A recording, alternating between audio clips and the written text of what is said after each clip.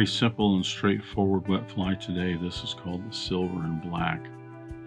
A lot of times, depending on the water conditions in terms of clarity and things like that, a nice black pattern with a little bit of silver gold flash in it can be an outstanding fly.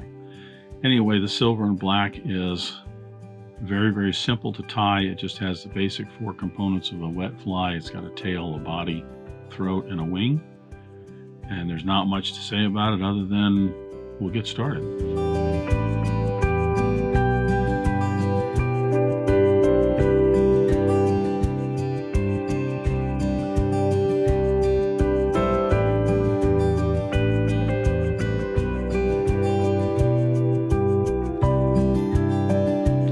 I'm going to start the silver and black by placing my hook in the vise. This is a Mustad 3399, the size 8. Go ahead and debarb the hook.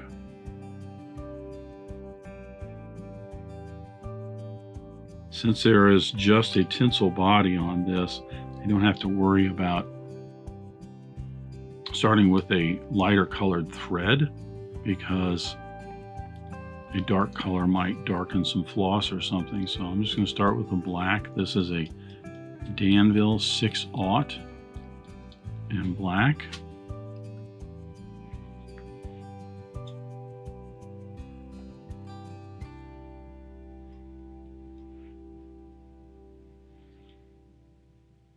I'm going to bring my thread down to the point of the hook. Here I'm going to tie in the tail.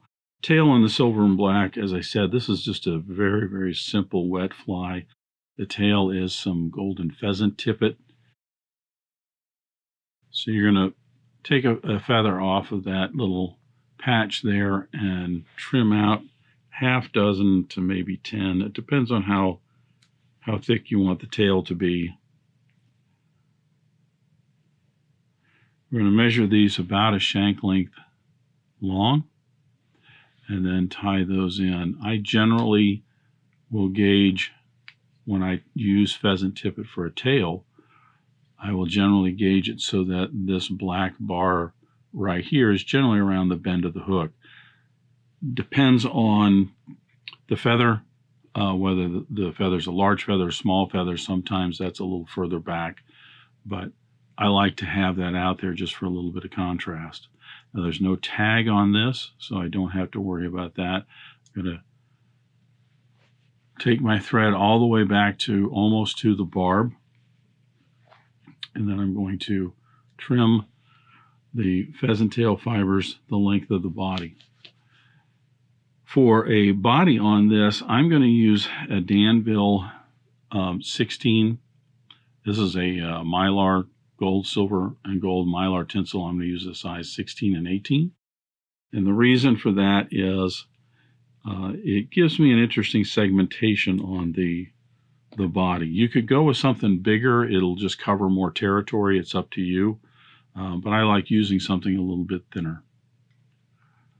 I'm going to bring that over with the gold side up to my side and pull that so that the tip of that is inside the body. And then I'm going to start wrapping down and touching turns all the way to the eye of the hook.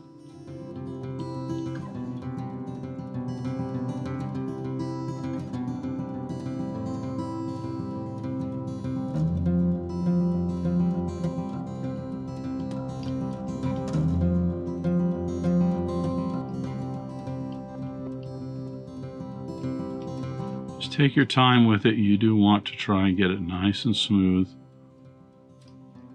My thread a little bit less than an eye length behind the eye of the hook. I'll be in position to secure that when I wrap that forward. Now I'll start wrapping the body in. I just want these to be nice touching turns, maybe slightly overlapping. I want to make certain I get all that thread at the back end covered up.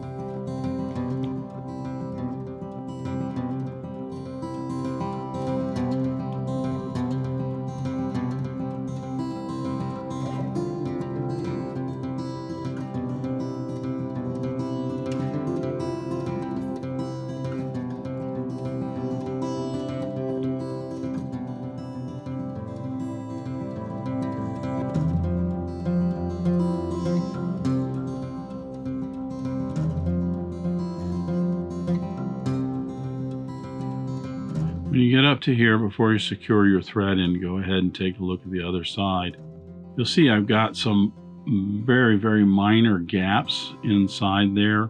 You see a little bit of the dark coming through, but it also blends in well with just the overall tinsel and kind of looking like a rib.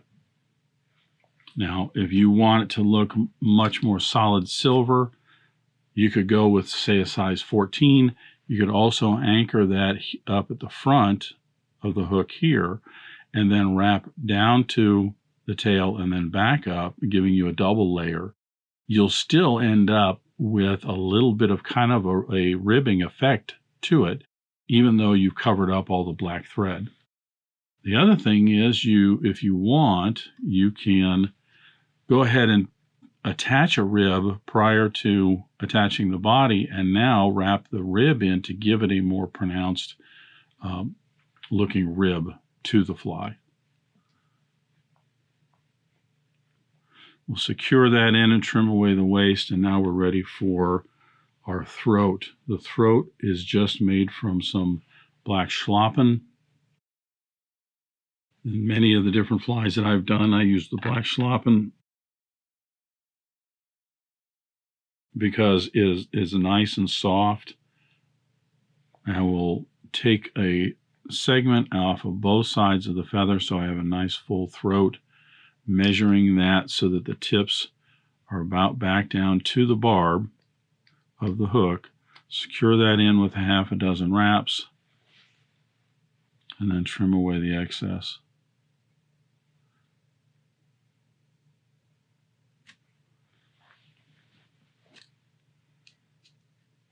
Securing those cut ends down and smoothing this off.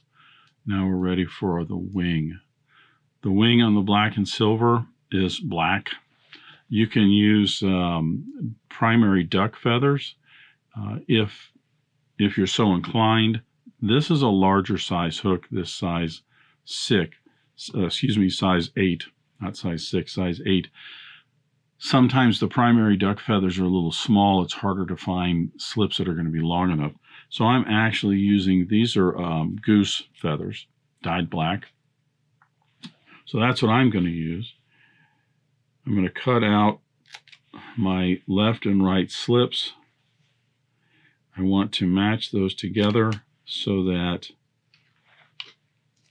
the concave sides, or as you can see, the dull side,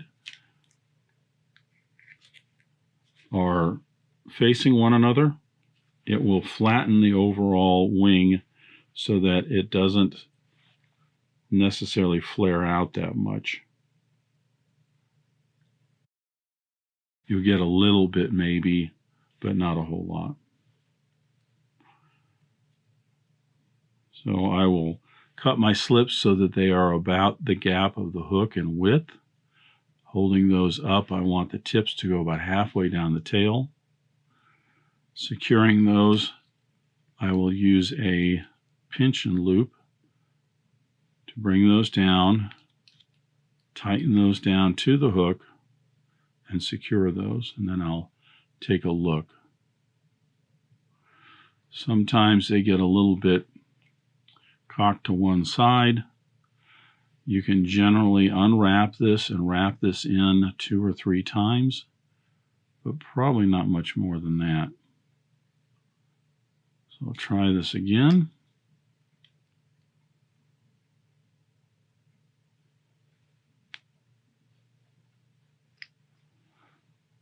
Yeah, that's a little bit smoother.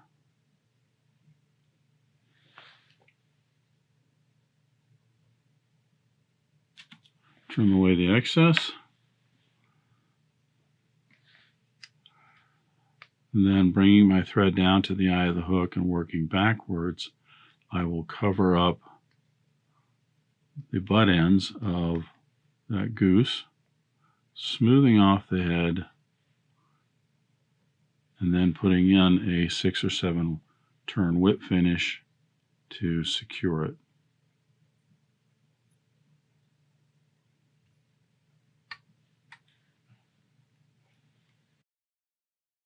And that pretty much is the silver and black. As I said, very, very simple pattern. tail, body, throat, wing, probably one of the simpler wet flies that you'll tie. Go ahead and put some head cement on both sides of the head. This will just soak down in, protecting those thread wraps. I will put some black lacquer on that in just a moment to give it a more polished and finished look. That will also secure those threads even a little bit more. So there's the black and silver. As I said, very simple, basic wet fly. You can crank a number of these out fairly quick. And if you want to, you can change it up a little bit. If you are looking for something more gray or olive or something like that, I would keep everything the same and maybe just change the wing and the throat. Or even go to a gold color, but then maybe that would be a black and gold.